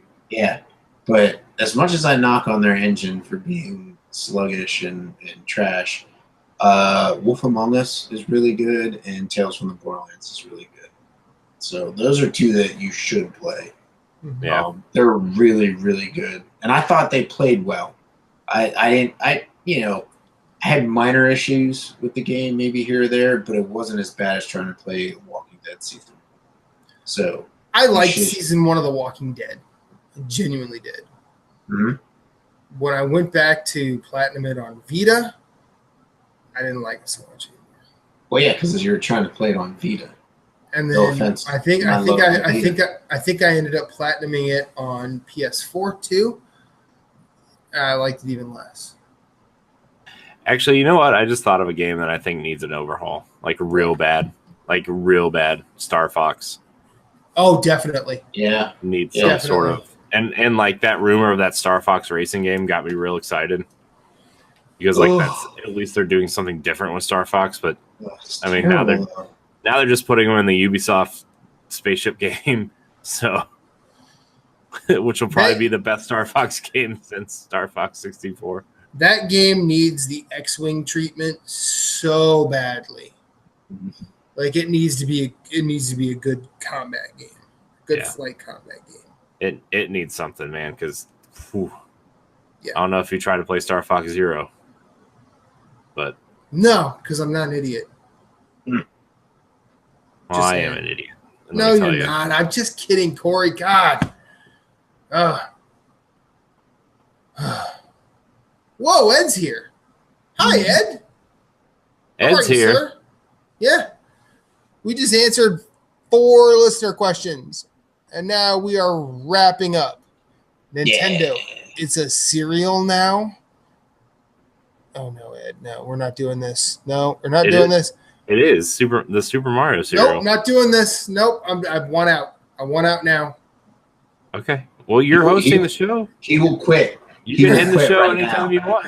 He will quit right now. No, we're not doing Nintendo food. Most of that shit sucked the first couple of times it was out. So, with the end of us reading listener questions, it has now come to the end of Nerds Gone Rogue, episode 102. My name is Matthew Keel. Moose, where can we find you? You can find me at Svhenn, SVHENN, on Twitter, Instagram, and I am also there on PSN. You can listen to me, Jason, and Jeff talk about our favorite platform, the PlayStation platform, on Nerds Gone Platinum. You can tweet us at NG_platinum or email us at nerdsgoneplatinum@gmail.com. Yeah, we're just trugging along into our second year, kicking ass, taking names. Tomorrow, which, oh yeah, you'll hear this, PlayStation 1 Classic. We are going to build a PlayStation 1 Classic. That's the topic of the show. Nice. We're going to have fun with that. So, Corey, where can we find you? You can find me at Corey and HD on Instagram and Twitter and on Nintendo Pal Block. Yeah. And man, I mean, this might be my last show for a while. I don't know. We're going to miss you. It's gonna be Please don't scary. leave me with that. Please. Yeah, this is gonna be interesting. Hey, Moose. Hey, I'm in Moose. good hands. I know. You I know. want to talk? You want to talk some Bloodborne? You want to talk some Dark Souls? What? We Yeah. could do that. Let's do it. We could do that. Let's do it. Just Yeah. saying. I'm just man. This is gonna Welcome be to my Nerds Gone Bloodborne. Nerds Gone Souls. Yeah, there we go. Nerds Gone Souls. Man. But I mean, like, We have kindled this bonfire. It's just Moose and I. Yes. It's our fireside chat. It's our Praise- bonfireside chat. Praising sons and shit. Anyways, Corey, sorry. nah. I'm gonna miss doing this. You know, it's like especially like the last 3 months have been like crunch of just like trying to just future proof some content and get it out there. And like we have stuff scheduled through October and November. Like Uh-huh. I But just see, then you get into the holiday season. You got to tote that little nugget around and show it off to all the families and be like, here's a little baby. I made this. You're going to be like, I made this. I know it's With her help, and point to your lovely wife. It's just it's crazy, man. I'm honestly, like, if this is my last show for a while, I'm gonna miss doing this every week for a while. You know, I mean, it's not gonna be that long before I come back, but it's gonna It'll be be a long enough. yeah. Yeah, we'll miss you. We'll definitely miss you. So I mean, who knows how much Matt can screw up in 4 weeks, but Nothing at all. I'm He'll just be kidding. fine. You I'm Challenge just kidding. accepted. I'm just kidding. Shit. What? And I know Jesse and Ed are gonna hold down Pal Block and Arsenal X, and Nice. you know, Yeah. I mean, yeah, it's gonna be weird. It's gonna be cool. That's it. That's all I have to say. Matt, where So can we what's the find you? official due date? July 17th. Okay. That's the day after the World Cup final. But both of our families have a history of babies coming early. So at this point, you're not early. You're just I know. Yeah. you came 10 days early. Yeah, they'll still just send you home the same day, probably. Unless she's still safe. Yeah, the baby's still safe. She's in a safe zone. You are full term at this point. Right. So right. I told her, like I said, I was like, I need till Wednesday, and then we can baby it up all we want.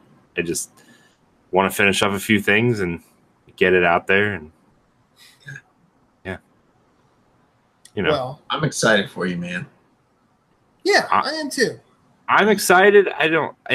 It's this weird feeling of like, it's just this weird thing of like, there's gonna be a small child running around here soon, and it's like, it's still kind of like I don't believe it until she's here.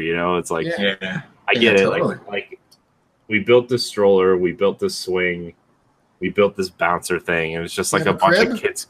Yeah, crib and the bassinet and nice changing table and the diaper genie. It's like all this kid stuff is just here now, and it's just like there's nothing to put in it yet.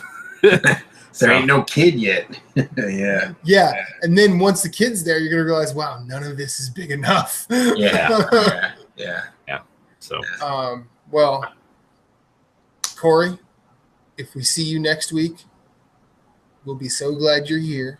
Yes. If we don't, we'll be happy you're not. We will be so happy that you are now a father. Yes. True. Yes. It will be true. With that, my name is Matthew Keel. You can find me on any social media platform I choose to be on at @infinite_rewind. That's generally Twitter, Instagram, and PSN. I have been toying with starting a weekly writing thing on NGR. I think I'm actually going to do it this week. So look at ngrradio.com for that. By the time this goes up, it will have published the day before, which is Sunday. And that's all I've got. Corey, possibly for the last time for a while, take us home. This has been Nerds Gone Rogue, episode 102. You can find this show every Monday at 7 a.m. Eastern Time on your podcast service of choice and on youtube.com/NGR Radio. Remember, you can now download Nerds Gone Rogue B-Sides as a podcast on iTunes and Google Play and Stitcher. Other platforms coming. Let's see. Download our family of shows, Nerds Gone Platinum, Arsenal X, Nintendo Power Block.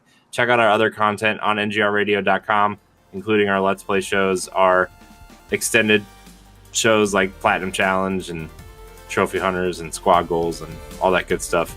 I think that's it. Thank you guys so much for watching. And maybe for the last time in a while. Thank you. I love you. We love you. Banana and out. You're welcome.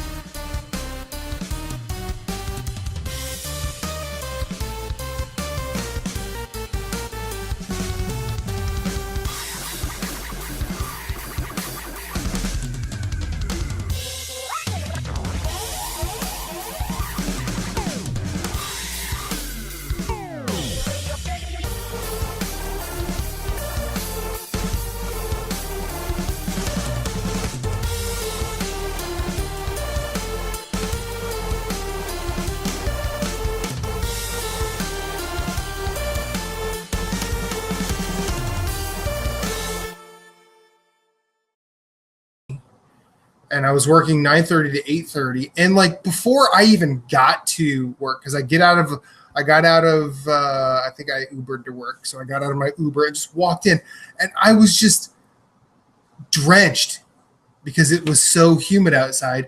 But like, I'm pretty sure I am just on my way to being a giant jar of weak sauce because I'm just sweating with everything I do this week.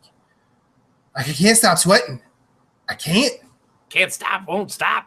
I know I want to stop. Like it was so bad yesterday. I mean, and today that I got to I basically went to my coworker. I'm like, look, I did shower this morning.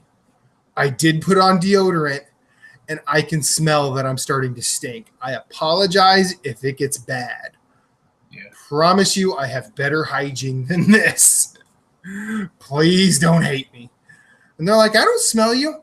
I'm like, either you're a good liar or I just really smell myself because, it's been bad these past 2 days. It's like been close to 100 in Philly. It's fucking annoying. It was 96 here today. Yeah. It was real warm.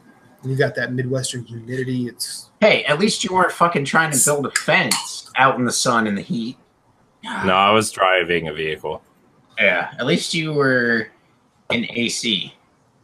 So that's good. Didn't feel like it, but I mean, granted, building a fence and it's a different thing. Right, that's true. That's right. Um, I'm ready whenever y'all are. Yeah, So, let's do this. I say, dude, guys, do your sports thing for B-side. Those 3 questions look like they'll be pretty easy. So we'll probably spend more time on what we've been playing than that. So yeah. All right. Give me 1 second here, and we will get started.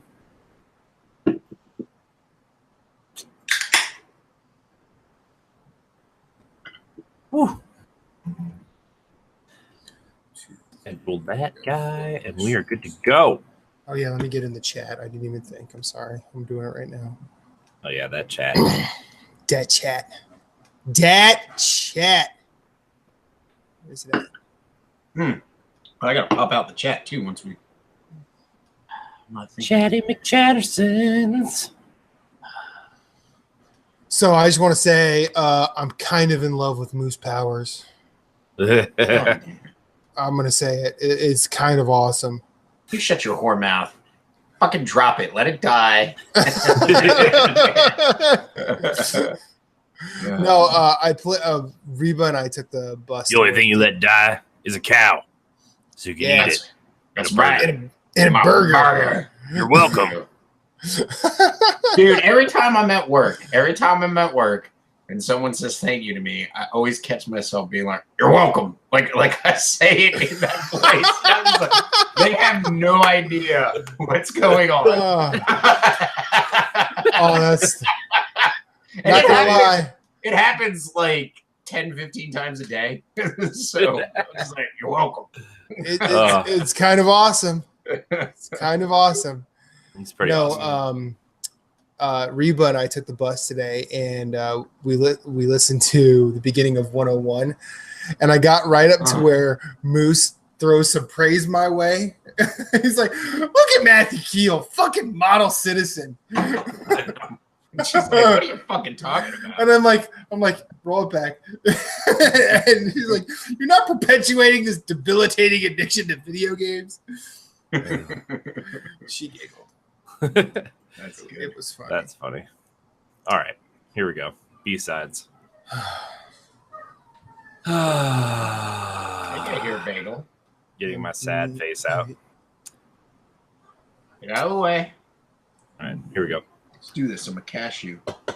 What? Yeah, I don't know what that means either. I don't care what it means. Here we go. I mean, I know it's from Dane Cook, Moose. I know you've explained it to me, but I still don't know what "I'm a cashew" means. It's been like 10 years since I watched the Dane Cook stand-up thing. Let's just do this. Let's just do it. Let's do it. I'm a cashew. I'm a cashew. Okay, here we go.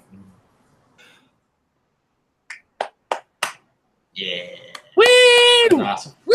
So my wife is bringing me some food because I didn't have time to stop and get food when we got home. So when we started the episode, like, you guys can talk about what you've been getting first, and I'll eat real quick, and I'll mute myself, and then I'll just let you know when I'm done. No, we're gonna ask you what you're eating. That's fine. It's You're gonna eat Arby's. It's Arby's. Yeah.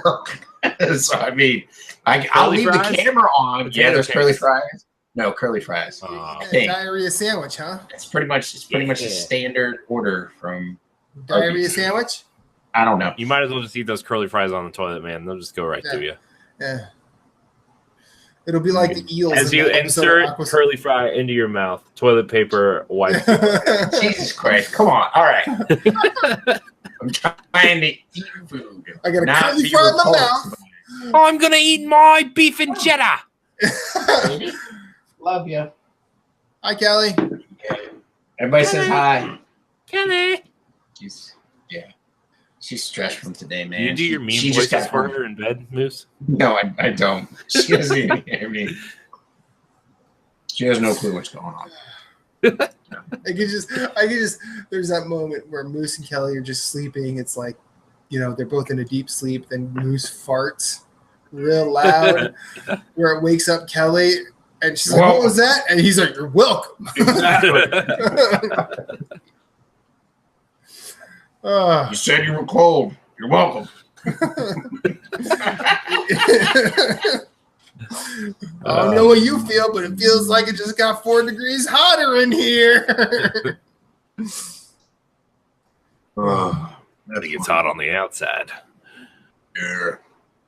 Let's get on the inside. Oh. Man, I am tired. Yeah, that's why I am drinking a Monster juice. Oh, Mango shit. Loco. Now I feel like I have to get one from the fridge. It's real good. Drinking a beer. That's 3 fucking pints. I've only had one today. My alcohol habit has really increased. I need to You know what? decrease it. Matt has inspired me. Yeah? Yeah. What? Oh. Uh-oh. What is He's going to get it. He's going to get a monster. Yeah. He's going to get a The Monster. wizard is going behind the curtain. Yeah. Here he comes with his Monster energy drink. You're welcome. You're welcome. You're welcome.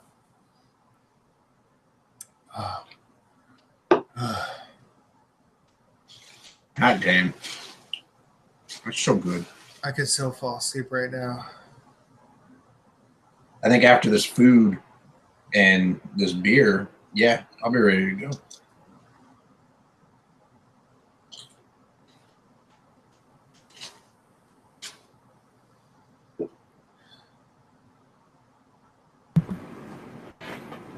You're welcome. You're welcome.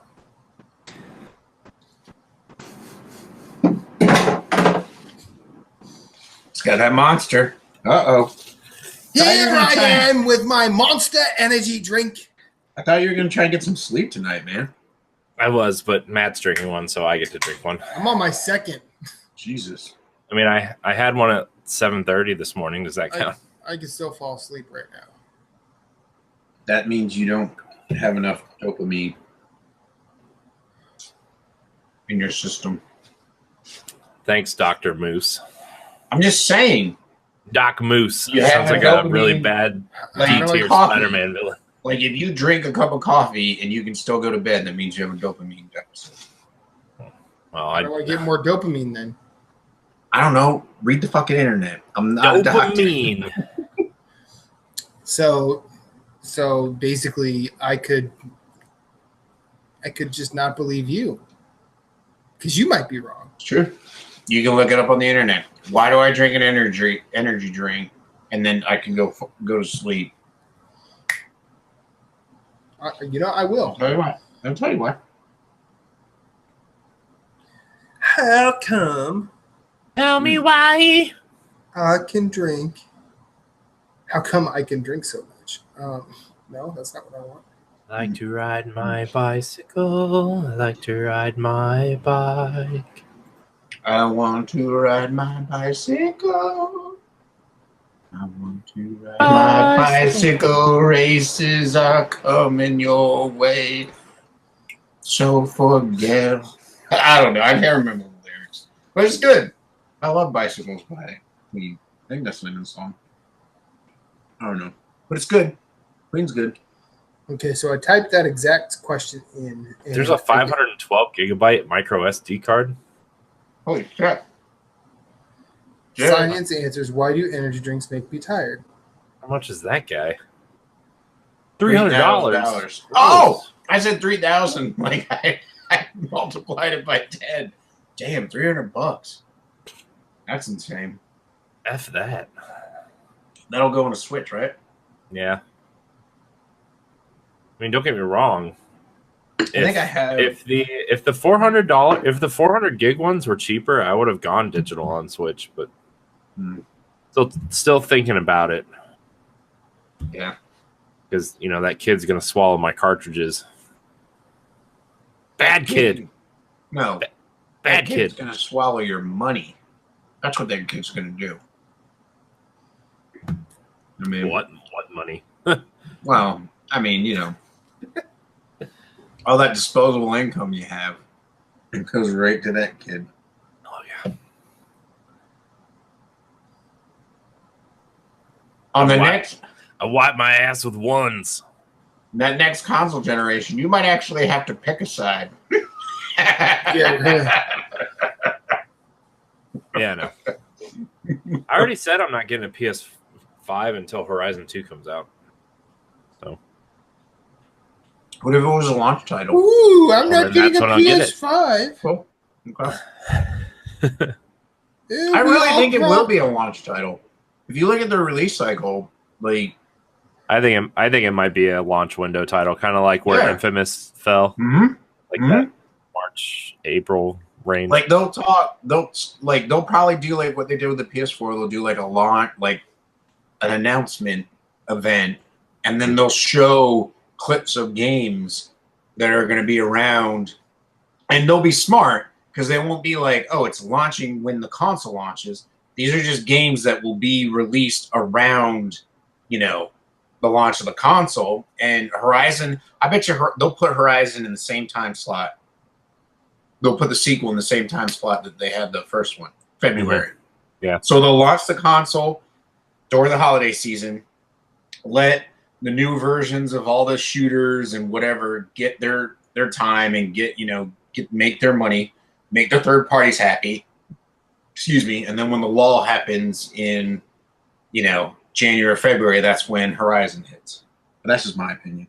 I don't know. What do I know? I don't know anything. I just know that roast beef sandwich and curly fries are done. So word go. Waiting on Matt to stop playing Words with Friends with his doctor friends. How do you spell potato? Oh, He's- triple word score. He's Oh, sexting. He's sexting Reba. Oh, No, I don't do that. are you wearing pants there, Matt? Yes, I have pants on. I'm me to actually prove it? just. I'm actually disappointed that you have hands on. Why? I don't know. I'm comfortable. It all comes down to being comfortable. I'm comfortable. I got mean- scrub pants on. Scrub pants are the best. I'm It's like I work wearing in- shorts. So It's like I work in pajamas. It's great. I bet you it's awesome. Oh, it's fantastic. It sucks in the winter, but it's fantastic. I bet it does. Okay. It's bedtime. Yeah, it's really getting there. Jesus. Okay. Let's try and rein it into like 11:30. No, at the latest, guys. Welcome to So, Nerds Gone Chewbacca Cast. We're just gonna yawn and Wookiee Here we talk. go. Nerds gone tired. Yeah, buddy. Okay.